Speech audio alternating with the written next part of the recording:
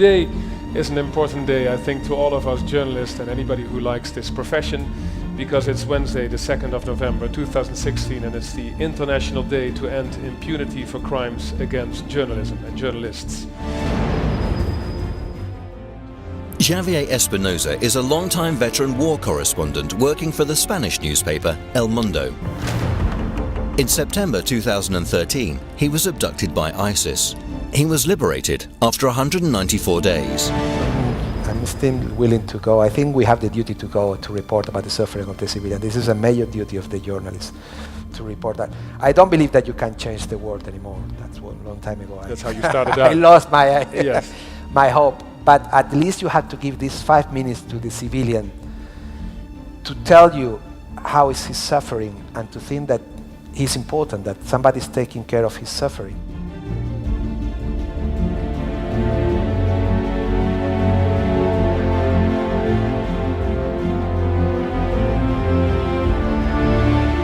What can we do in the Netherlands, the press, to support our colleagues in Turkey? You must, come to Turkey. You must monitor their cases. You must visit the journalists in jail. You must spare some place in your papers for their articles, maybe. Thanks to this solidarity, we can survive. It is not cool to kill journalists, and it is unacceptable that there's no justice in their cases. We need to not only conduct litigation, but we need to have an advocacy campaign. We need media coverage. We need training of judges, police officers, officials, etc., etc.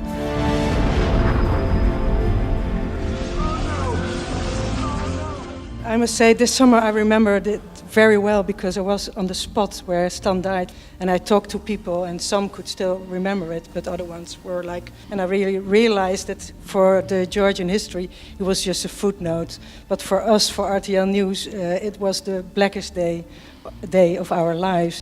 If you have done good work in a war zone and you have achieved what you wanted to achieve and you feel at home there in a way, then it's probably the place that you should go back to. Yes. It's your work, it's your job. What touches me most is the courage these people have. Very good. To go to the places where they go and report, and risking the most precious thing they have, which is our life.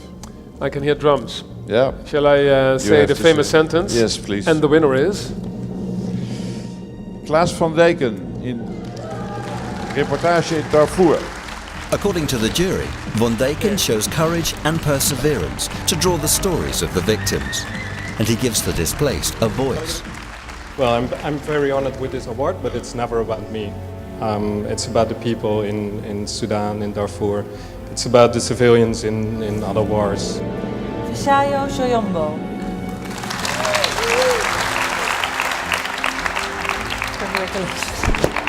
Please indulge me. I studied animal science. I should be on the farm tending to animals. But when I decided to be a journalist, a certain editor rejected me. A second one gave me a chance. So I will never pick up any award without mentioning the name German Anikulapo. He gave me a chance to be a journalist. This year's Silent Journalist Award goes to Hamid Mir. We must continue our fight against impunity, and in the end I must say, long live Pakistan, Pakistan Zindabad.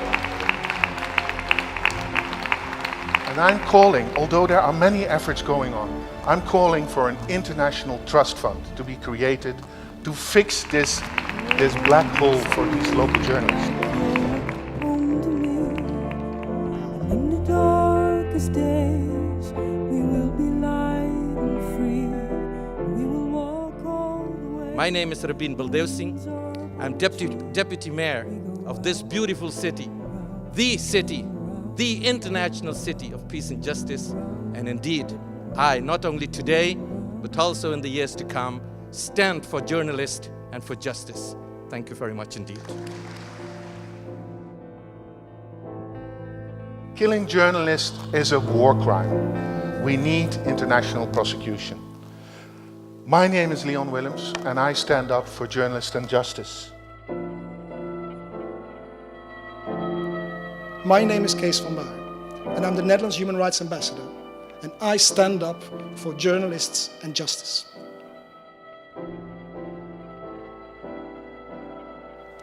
My name is Ruth Kronenberg, and I stand up for journalists and justice.